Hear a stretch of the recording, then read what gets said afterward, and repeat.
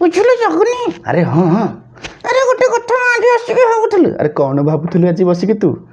ଆରେ ଟିକେ କାଲି ଅପେରା ଦେଖିବାକୁ ଯାଇଥିଲି। କାଲି ତୁ ଅପେରା ଦେଖିବାକୁ ଯାଇଥିଲୁ? ଆରେ ହଁ ହଁ, ତ ଗୋଟେ କମେଡି ସିନ୍ ଦେଖିଲି। କମେଡ଼ି ସିନ୍ ଦେଖିଲୁ? ଆରେ କାହାର କମେଡ଼ି ଦେଖିଲୁ? ଆରେ ସେ ଯୋଉ ଯାତ୍ରା ଜଗତର କମେଡିଆନ୍ ମଣିଭଦ୍ର ବିଶ୍ୱାଳ। ଯାତ୍ରା ଜଗତର କମେଡ଼ିଆନ୍ ମଣିଭଦ୍ର ବିଶ୍ୱାଳ? ଆରେ ହଁ ହଁ ହଁ ହଁ। ଆରେ ତୁ କ'ଣ ତାଙ୍କର ମିମିକ୍ରି କରିପାରିବୁ? ମୁଁ ନିଶ୍ଚିନ୍ତ ତାଙ୍କର ମିମିକ୍ରି କରିଦେବି। ଆରେ ସତେ ନା କ'ଣ? ଆରେ ହଁ। ଆଉ ଯଦି କରିନ କଲ? ଆଉ ଯଦି କରିଦେଲି? ତାହେଲେ ତତେ ଗୋଟେ ପୁରସ୍କାର ଅଛି। ଠିକ୍ ଅଛି, ପୁରସ୍କାର ଦେବୁ ତ? ଆରେ ହଁ ହଁ ହଁ ହଁ।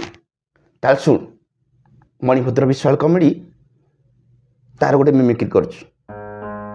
ଆରେ ରେ ବାବା, ଆରେ ବିଜୁଳି, ବିଜୁଳି, ଆରେ ମୁଁ ତୋର କ'ଣ କରିଥିଲି ରେ?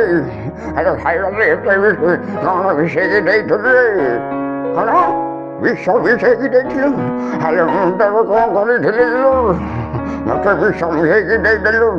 ଆରେ ତୋର ସବୁ ତ କଲି, ତୋ ହାତକୁ ଦେଲି, କାନକୁ ଦେଲି, ନାକକୁ ଦେଲି, ଗୋଡ଼କୁ ଦେଲି, ଖାଲି ଗୋଟେ ଛୁଆଟେ କୋଳକୁ ଦେଇ ପାରିଲି ବୋଲି ତୁ ମୋତେ ବିଷ ଦେଇଦେଲୁ। କ'ଣ କଲିଲୁ ଚାଣ୍ଡାଳି? ରାଣ୍ଡା ହେବା ପାଇଁ ଖାଲି ହାଉ ପାଉ ହେଲୁ। ହେଲେ 7 ଜନ୍ମ ପାଇଁ ତୋତେ ସିନ୍ଦୁର ଦେଇଥିଲି, 7 ଜନ୍ମର ଛାତି କରିବି ବୋଲି।